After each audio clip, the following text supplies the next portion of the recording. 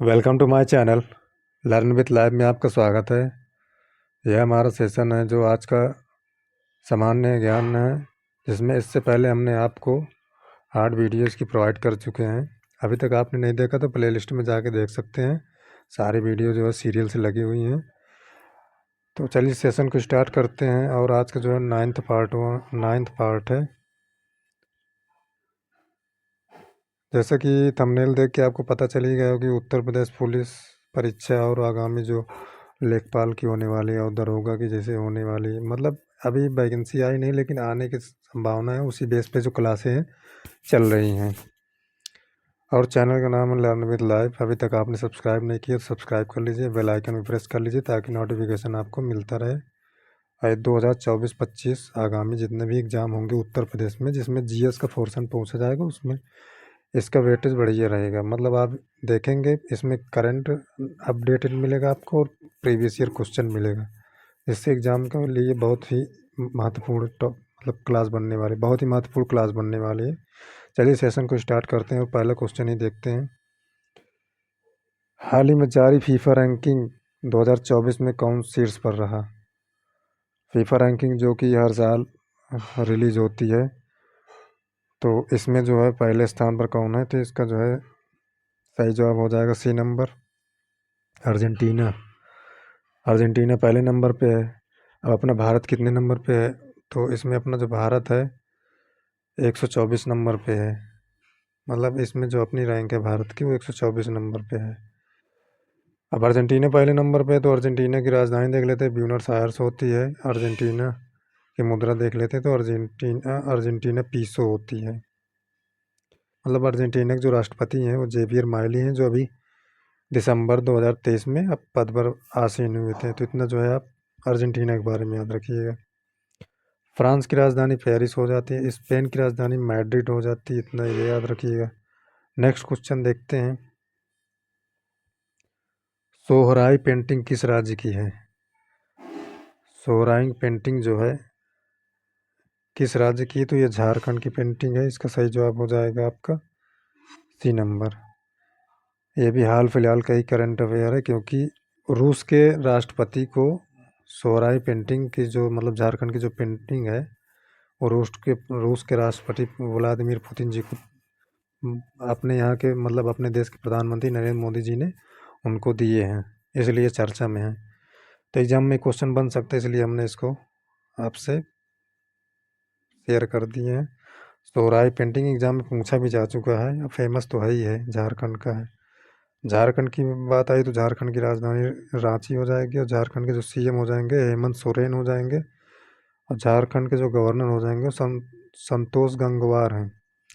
लोकसभा की सीट झारखंड में 14 है, विधानसभा की सीट जो है झारखंड में 82 है। झारखंड जो है बिहार से सन 2000 में अलग होकर झारखंड राज्य बना था, ये भी आप याद रखिएगा। राजस्थान की राजधानी जयपुर होती है, वहाँ के जो सीएम हैं भजन लाल शर्मा जी हैं राजस्थान के। उड़ीसा की राजधानी जो है भुवनेश्वर है। इतना आप उड़ीसा के बारे में याद रखेंगे। नेक्स्ट क्वेश्चन देखते हैं। वर्ष 2011 की जनगणना के अनुसार उत्तर प्रदेश के किस जिले की जनसंख्या सबसे ज़्यादा है? ये एग्जाम में पूछा गया है, यूपी स्पेशल का क्वेश्चन है ये। तो 2011 की जनगणना के अनुसार जो है उत्तर प्रदेश के इलाहाबाद यानी कि वर्तमान में जो प्रयागराज नाम है, यह जनसंख्या के मामले में सबसे बड़ा जिला था। और सबसे छोटा जिला कौन था? तो उस समय जो सबसे छोटा जिला था महोबा था। मतलब महोबा में आबादी सबसे कम थी। अब उस समय मतलब 2011 के आंकड़े के हिसाब से पूछा गया था, तो उस समय इलाहाबाद की पॉपुलेशन कितनी थी? तो लगभग 60 लाख के करीब थी। लेकिन अभी रिसेंट में इसकी जो यहाँ जनसंख्या है लगभग 80 लाख के ऊपर हो गई है, याद रखिएगा। गोरखपुर दिया है, तो इसका सही जवाब जो हो जाएगा आपका इलाहाबाद। इलाहाबाद को नया नाम जो है प्रयागराज हो गया, आपको पता ही है। और इलाहाबाद को संगम नगरी के नाम से जाना जाता है। और जो कोई प्रयागराज में 2025 में महाकुंभ भी लगने वाला है, तो ये प्रयागराज जो है एग्ज़ाम के पॉइंट ऑफ व्यू से बहुत महत्वपूर्ण बन जाएगा और इसके जो है करंट भी बहुत बनने के चांसेस हैं। गोरखपुर है, गोरखपुर जो है राप्ती नदी के किनारे बसा है। लखनऊ लखनऊ और जौनपुर ये दोनों गोमती नदी के किनारे बसा है। और बरेली को सुरमा नगरी भी कहा जाता है। नेक्स्ट क्वेश्चन देखते हैं। निम्नलिखित में से किस रियासत ने वर्ष 1947 में पाकिस्तान में मिलने की घोषणा की थी, लेकिन बाद में शामिल होने के लिए मजबूर होना पड़ा? तो जूनागढ़ इसका सही जवाब हो जाएगा, बी नंबर। जूनागढ़ रियासत ने 1947 में पाकिस्तान में शामिल होने की घोषणा की, लेकिन बाद में जनमत संग्रह के कारण उसे भारतीय शामिल होने के लिए मजबूर होना पड़ा। मतलब भारत में शामिल होने के लिए मजबूर होना पड़ा, क्योंकि ये पाकिस्तान की ओर जो यहाँ का राजा था जूनागढ़ का, वो पाकिस्तान की ओर मिलने का रुख कर रहा था। लेकिन वहाँ जनमत संग्रह, जनमत मतलब लोगों की संग्रह, मतलब लोगों की जनगणना के द्वारा, मतलब लोगों की वोट वोट मतलब वोट के द्वारा कि उनसे वोटिंग किया गया कि आप लोग कहाँ रहना चाहते हैं, तो वो उनका जो मत था वो भारत में रहने का मत था, ज़्यादा था, तो इसलिए वो भारत में ही मिल मिल गया था। अब जूनागढ़ की बात आए तो जूनागढ़ कहाँ है? तो जूनागढ़ जो गुजरात राज्य में स्थित एक जिला था। अब गुजरात राज्य आई है तो गुजरात राज्य की राजधानी जो हो जाएगी आपकी गांधीनगर हो जाएगी, और गुजरात के जो सीएम हो जाएंगे भूपेंद्र भाई पटेल हो जाएंगे, और गुजरात के जो गवर्नर हो जाएंगे वो आचार्य देवव्रत हो जाएंगे। गुजरात की लोकसभा की सीट जो है 26 हो जाएगी, और विधानसभा की सीट 182 हो जाएगी। ये जितना हम आपको मुँह ज़बानी बता देते हैं तो आपको नोट करते रहना है। रामपुर है, रामपुर एक उत्तर प्रदेश का अपना ज़िला है, जो मुरादाबाद के पास मुरादाबाद के पास और कहें तो मतलब बरेली के पास ही है ज़िला रामपुर। अब फरीदपुर इसमें भी है, फरीदपुर या फरीदकोट जो ये पंजाब राज्य में है। और पोरबंदर ये तो गुजरात में है। आपने बचपन में कहानियाँ भी पढ़ी होंगी पोरबंदर, या महात्मा गांधी के बारे में तो आपने जानते ही होंगे कि महात्मा गांधी जी और श्री कृष्ण के मित्र सुदामा जी का जन्म जो है स्थान है पोरबंदर। थी पोरबंदर भी आप याद रखिए, गुजरात में है। अगला क्वेश्चन देखते हैं। निम्नलिखित में से भारतीय राज्य में से किसमें से कर्क रेखा नहीं गुजरती? कर्क रेखा नहीं गुजरती। कर्क रेखा पहली बात तो 8 राज्यों से होकर गुजरती है। किन किन राज्यों से होकर गुजरती है 8 राज्यों में? तो जो 8 राज्य हैं वो हो जाएगा आपका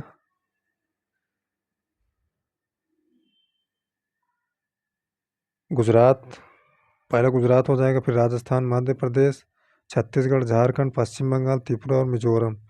ये 8 राज्य हो गए। कर्क रेखा भूमध्य रेखा के उत्तर लगभग 23.5 डिग्री अक्षांश के समान भारत में 8 राज्यों से गुजरती है।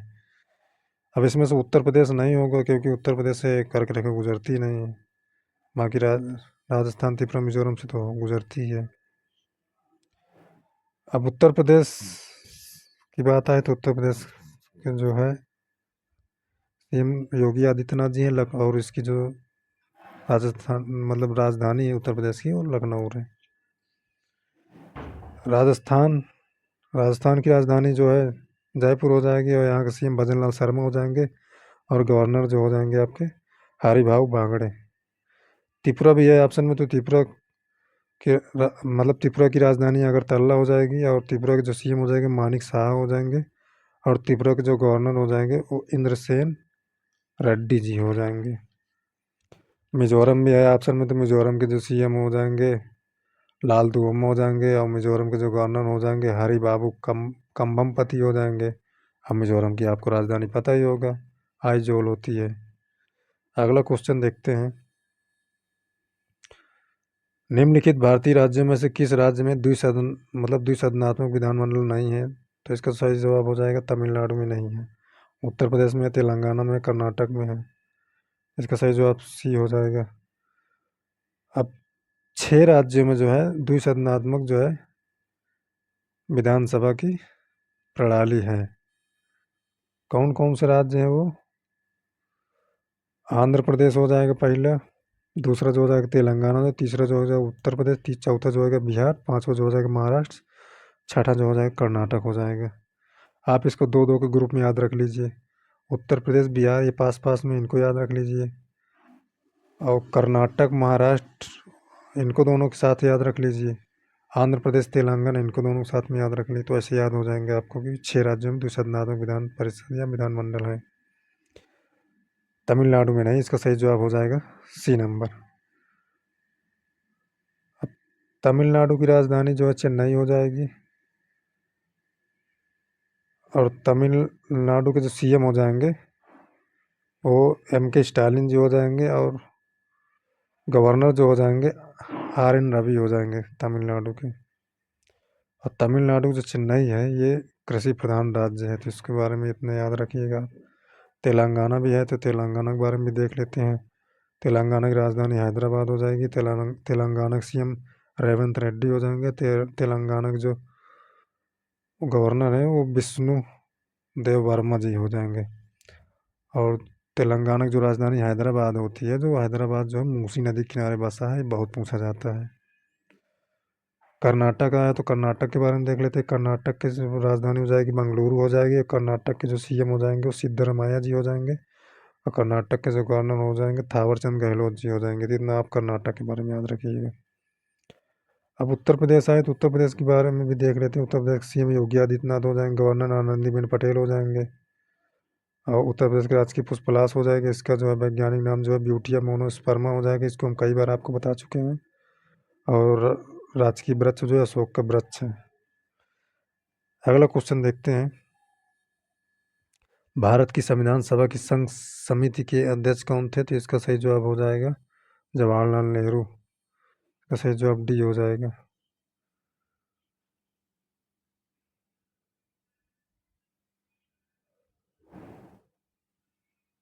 भारतीय सभा ने संविधान के निर्माण से संबंधित कार्यों को करने के लिए कई समितियों का गठन किया। इसमें 8 बड़ी समितियां थी। पहली समिति संघ समिति थी जिसके अध्यक्ष जवाहरलाल नेहरू थे। अब इसमें ऑप्शन में दिया गया है आपका राजेंद्र प्रसाद। राजेंद्र प्रसाद किसके अध्यक्ष थे? तो राजेंद्र प्रसाद जो है संचालन समिति के अध्यक्ष थे और प्रक्रिया समिति के अध्यक्ष थे। तो राजेंद्र प्रसाद के बारे में आप इतना याद रखिएगा। नहीं, झंडा समिति के अध्यक्ष तो JV कृपलानी जी थे। JV कृपलानी के बारे में याद रखिए कि झंडा समिति के अध्यक्ष थे। और सरदार वल्लभ भाई पटेल क्या थे? सरदार वल्लभ भाई पटेल जो प्रांतीय संविधान समिति के अध्यक्ष थे। तो इनके बारे में याद रखिएगा। अगला क्वेश्चन देखते हैं। प्राचीन गणित पुस्तक गणित सार संग्रह डैश किसके द्वारा लिखी गई थी? तो इसका सही जवाब हो जाएगा महावीराचार्य। वैसे इसमें महावीराचार्य, भास्कराचार्य, आर्यभट्ट, ब्रह्मगुप्त, ये सब जितने भी इसमें लेखक हैं सब गणित सार संग्रह थे। कुछ इसमें जो है ज्योतिष शास्त्र के भी मतलब रचयिता थे। तो इसका तो सही जवाब हो जाएगा बी नंबर भास्कराचार्य। भास्कराचार्य द्वारा जो प्रसिद्ध गणितज्ञ और ज्योतिषी थे। इनकी कई प्रमुख किताबें हैं जो लीलावती थी। भास्कराचार्य के बारे में बता रहे हैं जो ऑप्शन में था कि इनकी कई पुस्तकें जो लीलावती थी, सिद्धांत शिरोमणि थी, कर्ण कुतूहल थी, वासना वासना भाष्य थी, भास्कर व्यवहार थी, और भास्कर विभाग पटल आदि, ये सब इनकी पुस्तकें थी भास्कराचार्य की। अब महावीराचार्य ये महावीराचार्य जो है 9वीं शताब्दी के प्रसिद्ध भारतीय ज्योतिर्विद और गणितज्ञ थे। ये अमोघ वर्ष प्रथम राष्ट्रकूट नरेश के राजा श्रय में थे। इन्होंने जो है गणित सार संग्रह ग्रंथ की रचना की थी। तो इतना जो है गणित सार संग्रह के बारे में आपको याद रखना। आर्यभट्ट की पुस्तक क्या थी? तो आर्यभट्ट की जो है आर्यभट्टियम नामक की पुस्तक थी। तो उनका रचना जो आर्यभट्ट ने की थी। ब्रह्मगुप्त ने ब्रह्मा स्फुट सिद्धांत ब्रह्मगुप्त की एक प्रमुख रचना यह संस्कृत में थी। तो इसके बारे में याद रखिएगा आप। अगला क्वेश्चन देखते हैं। उत्तर प्रदेश के किस शहर को सुहाग नगरी के नाम से जाना जाता था? तो उत्तर प्रदेश के जो है फिरोजाबाद को जो है सुहाग नगरी के नाम से जाना जाता है। इसका सही जवाब ये हो जाएगा। अब फिरोजाबाद को ही कांच के उद्योगों के बारे में ही जाना जाता था। अच्छा, फिरोजाबाद की कहानी है कुछ कि फिरोजाबाद का पहले जो नाम था वो चंद्रवार नगर, मतलब चंद्रवार नगर के नाम से जाना जाता था, क्योंकि इस शहर को राजा चंद्रसेन ने बसाया था। और फिर फिरोजाबाद के मतलब अकबर का शासन जब आया तो अकबर के शासनकाल में जो है 1566 में फिरोज शाह मजसम मतलब मसबदार या मनसबदार, इसका नाम बदल कर जो है फिरोजाबाद कर दिया गया था। मतलब कितने सारे बार मतलब नाम चेंज हुए। पहले जो है चंद्रावर मतलब चंद्रवार नगर तो रखा गया था। फिर इसका जो नाम अकबर के शासनकाल में जो है मन मनसबदार ने जो है नाम बदलकर फिरोजाबाद कर दिया गया था। अच्छा, फिरोजाबाद को जो ग्लास सिटी के नाम से भी जाना जाता है। और फिर 2023 में जो है फिरोजाबाद शहर का नया नाम जो है बदलकर चंद्र नगर कर दिया गया। तो चंद्र नगर वाला नाम आपको याद रखना, क्योंकि एग्जाम में पूछा जा सकता है। चंद्र नगर अभी हाल फिलहाल में ही नाम पड़ा है। तो अगला क्वेश्चन देखते हैं। अब मुरादाबाद के बारे में आप जानते हैं, पीतल नगरी है। बनारस का तो आप जानते ही हैं, बनारस को काशी नगरी के नाम से जाना जाता है या घाटों की नगरी के नाम से जाना जाता है। कन्नौज को इत्र नगरी के मतलब इस जो इत्र नगरी जिसको इत्र डाला जाता है उसके नाम से जाना जाता है कन्नौज को। कन्नौज को ही ग्रास ग्रास के नाम से भी जाना जाता है। अगला क्वेश्चन देखते हैं। किस पड़ोसी देश का पुराना नाम सिलोन था? श्रीलंका का जो पुराना नाम था वो सिलोन था। अब श्रीलंका का जो पुराना नाम था वो सिलोन था, तो इसका जो सही जवाब हो जाएगा ये नंबर।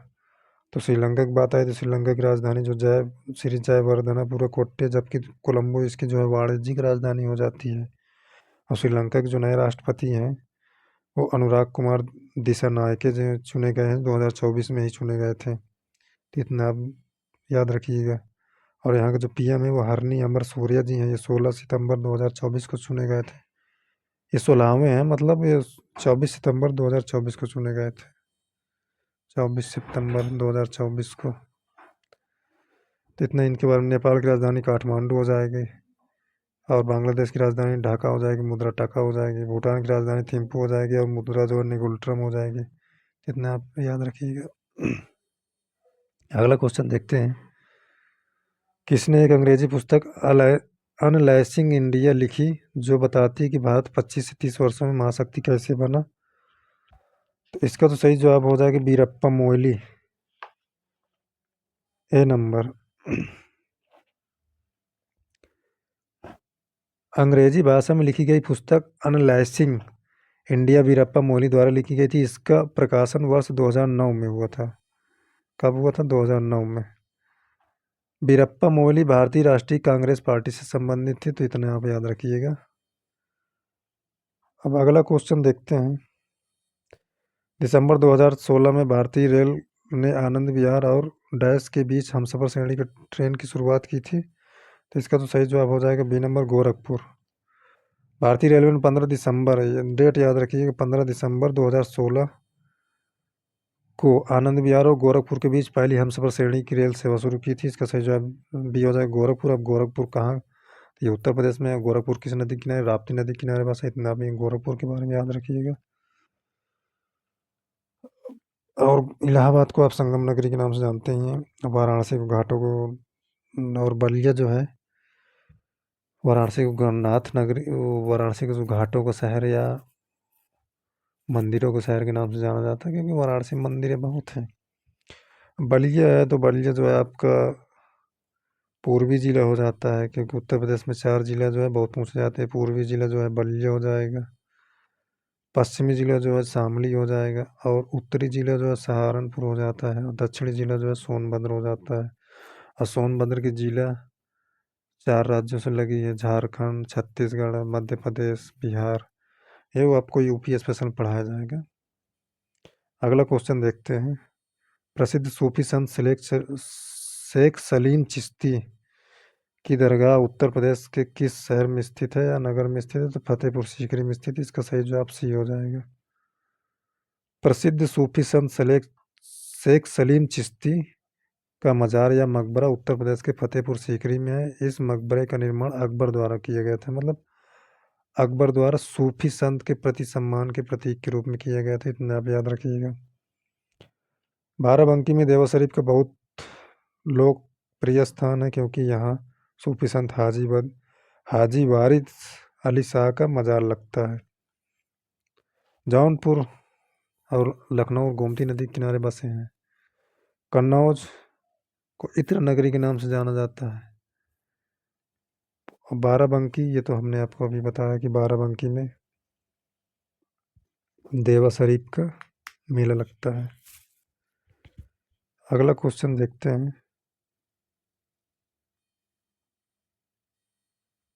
हिमालय का तीसरा सबसे बड़ा शिखर कौन सा है? तो इसका तो सही जवाब हो जाएगा माउंट कंचनजंगा। हिमालय का जो तीसरा सबसे ऊंचा है वो माउंट कंचनजंगा है। कंचनजंगा की जो ऊंचाई है वो 85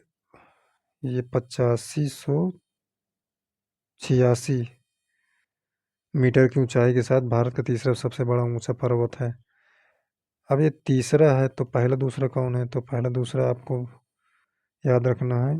पहला तो हो जाएगा आपका माउंट एवरेस्ट, जिसकी हाइट है 8,848.86 मीटर, जो कि नेपाल में है। और दूसरा जो है केटू है। दूसरा जो है केटू हो जाएगा आपका, जिसकी ऊंचाई जो है 8611 मीटर है। 8611 मीटर। इसे जो है माउंट गार्डविन ऑस्टिन के नाम से भी जाना जाता है। इतना आप याद रखिएगा।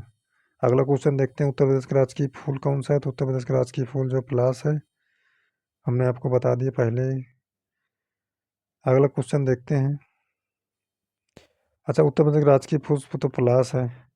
कभी कभी पूछ लेता है राजकीय मिठाई क्या है? जलेबी होती है। और राष्ट्रीय राजकीय फल क्या है? तो आम होता है। ये सब पूछ लिए जाते हैं एग्जाम में। उत्तर प्रदेश की स्पेशल एग्जाम जो होता है इसमें हमेशा ही क्वेश्चन बनते ही रहते हैं, तो उत्तर प्रदेश के स्पेशल में आपको सब पढ़ाया जाएगा। अगला क्वेश्चन, मनुष्य में पित्त का उत्पादन किस अंग में होता है? तो मनुष्य में जो पित्त का उत्पादन होता है वो जो है आपका, इसका जो सही जवाब हो जाएगा सी नंबर, जिगर में। शरीर की रचना विज्ञान में पित्त पीले रंग का एक द्रव है जो पाचन में सहायक होता है। यह मनुष्य की यकृत यानी लीवर में बनता है। लीवर जो है इंग्लिश शब्द हो जाता है, यकृत जो है इंग्लिश हिंदी शब्द हो जाता है। यह मानव शरीर के पित्ताशय में एकत्र होता है। इसका सही जवाब हो जाएगा सी नंबर। अगला क्वेश्चन देखते हैं। राष्ट्रीय मानवाधिकार आयोग भारत में कब या किस वर्ष स्थापित किया गया था? जिसका सही जवाब हो जाएगा सी नंबर, 1993 में। राष्ट्रीय मानवाधिकार की स्थापना सरकार द्वारा अक्टूबर किस महीने में? या अक्टूबर 1993 में मानवाधिकार संरक्षण अधिनियम 1993 के अधीन की गई थी। इस आयोग में कुल 8 सदस्य थे। मतलब इसमें कितने सदस्य थे? तो कुल जो है 8 सदस्य थे। आयोग का मुख्यालय जो है नई दिल्ली में स्थित है। अब आपसे पूछ लिया जाए कि राष्ट्रीय मानवाधिकार का मुख्यालय कहाँ है? तो न्यू दिल्ली, मतलब नई दिल्ली में है। इसके प्रथम अध्यक्ष जो है न्यायमूर्ति रंगनाथ मिश्र थे। तो इतना आप याद रखिएगा। अगला क्वेश्चन देखते हैं, और ये लास्ट क्वेश्चन है। निम्नलिखित रोगों में से कौन सा रोग फफूंद या फंगस दवा के कारण होता है? तो दाद दाद जो है फंगस के कारण होता है। रिग वार्म या टीनिया त्वचा, खोपड़ी और नाखून की शीर्ष परत के संक्रामक फंगस संक्रमण को संदर्भित करता है। इसे रिंग वार्म कहा जाता है क्योंकि इससे उत्पन्न खुजली लाल धब्बे की तरह अंगूठी जैसी उपस्थिति होती है। तो इसलिए आपको याद रखना है। इसका सही जवाब आपका डी हो जाएगा।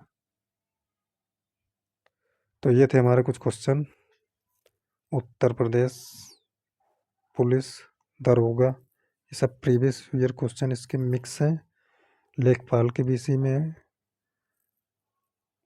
तो आई होप कि आपको वीडियो पसंद आई होगी। अगर वीडियो पसंद आई हो तो लाइक कर दिया करो, और चैनल में पहली बार विजिट करो तो सब्सक्राइब भी कर लिया करो, बेल आइकन भी प्रेस कर लिया करो, ताकि वीडियो जब भी आए उसका नोटिफिकेशन आपको मिल जाए। और वीडियो को ग्रुप में शेयर कर दिया करो, जितने भी स्टडी मटेरियल जितने भी ग्रुप हों, और दोस्तों के साथ भी शेयर कर दिया करें। मिलते हैं नेक्स्ट वीडियो में ऐसे ही क्वेश्चन के साथ, और अच्छे मतलब जो नए और एग्ज़ाम में ओरिएंट क्वेश्चन जो होंगे जीएस के और जो करंट के होंगे, वो सब अगले वीडियो में आपको प्रोवाइड किया जाएगा। तब तक पढ़ते रहिए, मस्त रहिए, अपना ख्याल रखिए। और धनतेरस की सबको हार्दिक शुभकामनाएं। स्टार्टिंग में हमें याद न था। तो जो लास्ट तक वीडियो में बने हैं उनके लिए धनतेरस की आप सबको, आपकी फैमिली को हमारी तरफ से ढेर सारी शुभकामनाएं। मिलते हैं नेक्स्ट वीडियो में, तब तक के लिए धन्यवाद। Best of luck. Thank you.